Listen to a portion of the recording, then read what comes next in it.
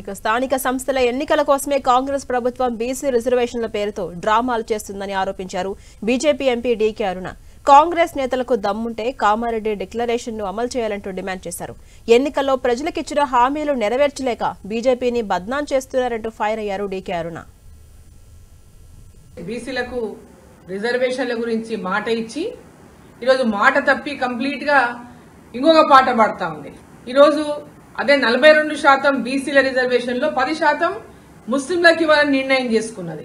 ఈరోజు గ్రామ పంచాయతీలకు ఎన్నికలు లేక ఈ పార్టీ అధికారంలోకి వచ్చిన నాటి నుంచి ఇప్పటికి కూడా ఎన్నికలు జరపలేనటువంటి పరిస్థితిలో ఇవాళ ఉన్నది. గ్రామ పంచాయతీలకు నిధులు రాక గ్రామ పంచాయతీల అభివృద్ధి పనులు నిలిచిపోయేటటువంటి పరిస్థితిలో తెలంగాణలో ఏర్పడింది. సో ఇది కేవలం బీసీల యొక్క ఓట్లను రాలగొట్టడానికే బీసీ మాట బీసీ పదం వీళ్ళు మాట్లాడుతున్నారు కానీ వీళ్లకు బీసీలకు రిజర్వేషన్ ఇచ్చేదాని పట్ల చిత్తశుద్ధి లేదు.